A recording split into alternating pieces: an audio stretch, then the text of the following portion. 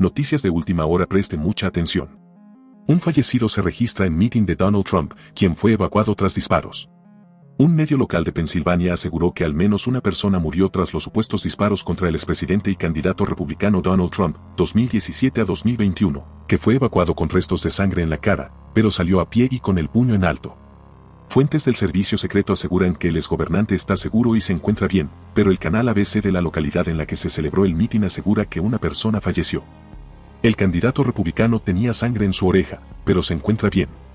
Donald Trump fue evacuado con sangre en su oreja tras disparos en mitin. El evento se desarrolló en Pensilvania.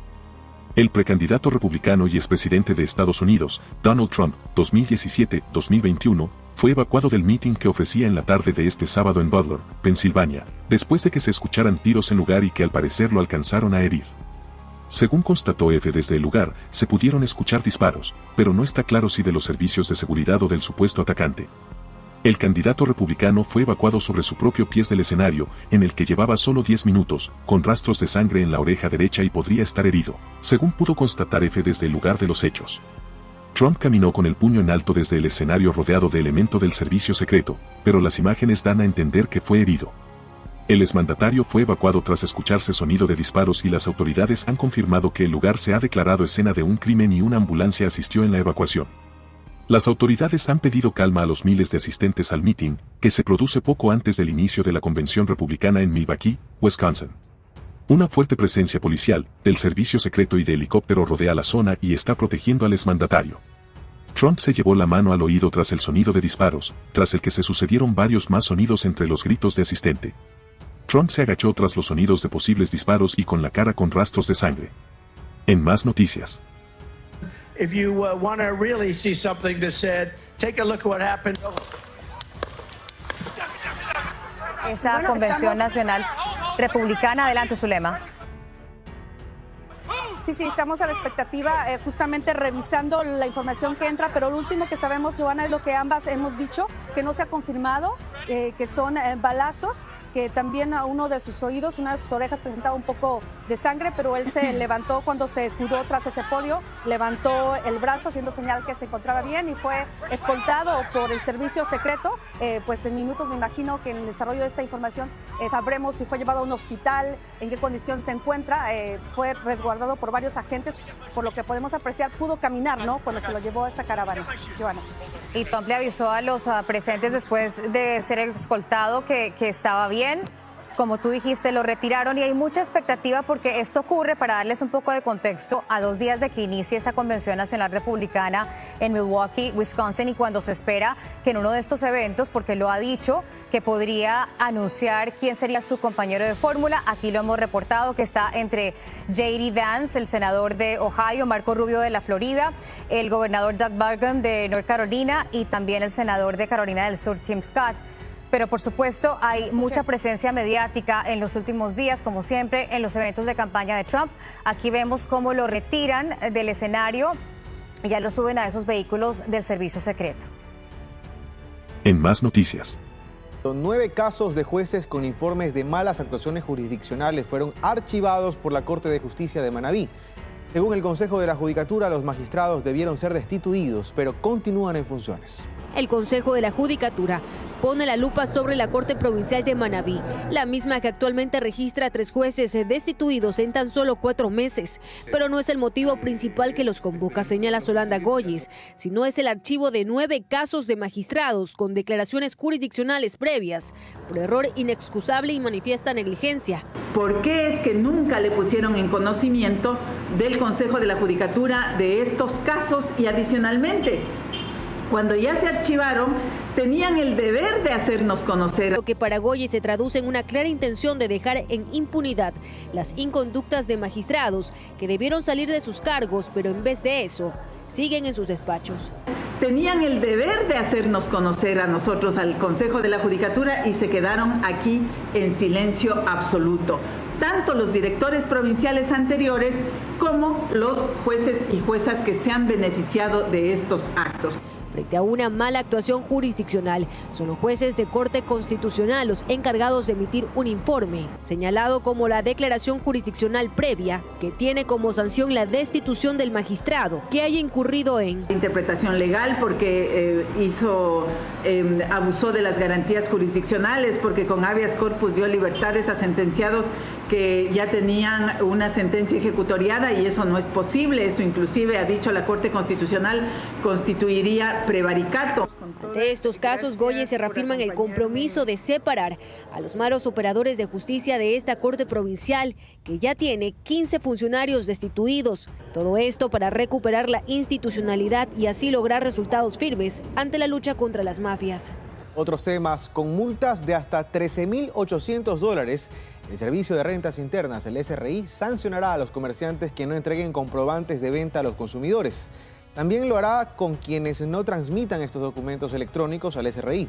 El valor de la multa dependerá del tipo de contribuyente. Las sanciones se endurecen. Esta es la tabla de multas emitida por el Servicio de Rentas Internas.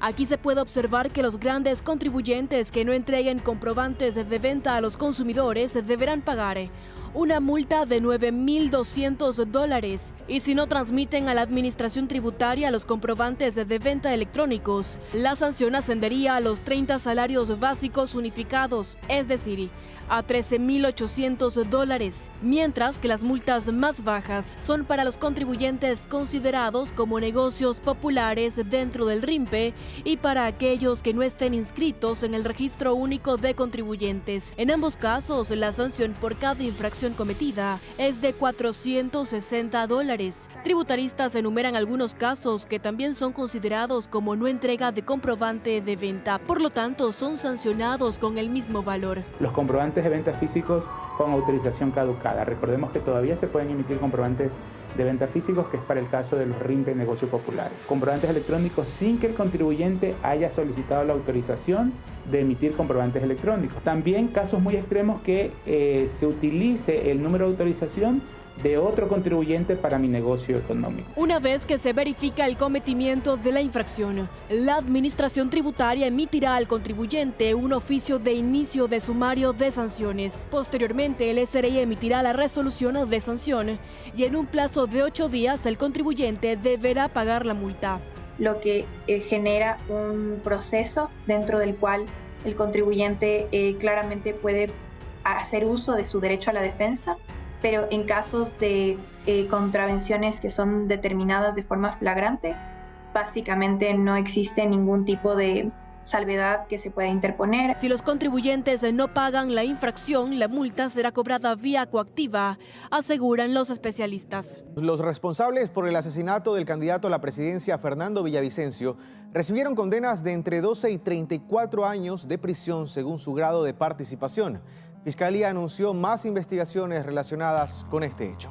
Tras 8 días de audiencia en los que se escucharon 78 testigos y peritos, para el Tribunal de Garantías Penales quedó clara la materialidad de la infracción y la responsabilidad de 5 personas en el asesinato del candidato a la presidencia Fernando Villavicencio el pasado 9 de agosto de 2023. En calidad de autor mediato, Carlos Angulo Lara, alias Invisible, recibió una pena de 34 años 8 meses, pues habría sido quien dio la orden de disparar desde prisión. Misma condena recibió Laura Castillo como coautora, pues fue la encargada de la logística. Eric Ramírez, Víctor Flores y Alexandra Chimbo fueron sentenciados a 12 años en calidad de cómplices. Esperamos que realmente, así como están siendo juzgados cada uno de los asesinos materiales de Fernando Villavicencio, también sean juzgados todos los autores intelectuales.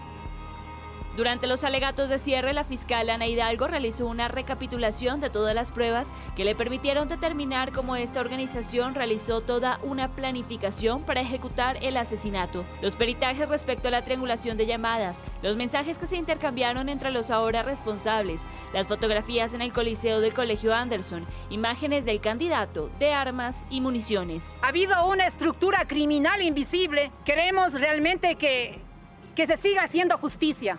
Aunque también frente al tribunal se reconoció que, tomando en cuenta que el testimonio anticipado del testigo protegido se dio durante el día 60 de la instrucción fiscal, no hubo tiempo suficiente para procesar a más actores. De acuerdo a la fiscal, existen investigaciones previas en marcha relacionadas con los responsables que quedaron pendientes y respecto a las omisiones por parte de las autoridades. Hay temas importantes como por ejemplo que las coordinaciones se dieron mediante el uso de fibra óptica que ingresaba a una zona de máxima seguridad. La responsabilidad de quienes permitieron que estas personas tengan privilegios dentro del centro de rehabilitación social y que desde ahí se emitan las órdenes es un tema que tiene que ameritar de manera inmediata el inicio de una nueva acción investigativa. Originalmente esta causa vinculó a 13 personas, 7 de ellas fallecieron en prisión, 5 reciben una condena. Como parte de la sentencia se estableció una multa de $460.000 para 2 autores, así como una reparación integral de $100.000. Para los 3 cómplices, una multa de $340.000 y una reparación integral de $33.000.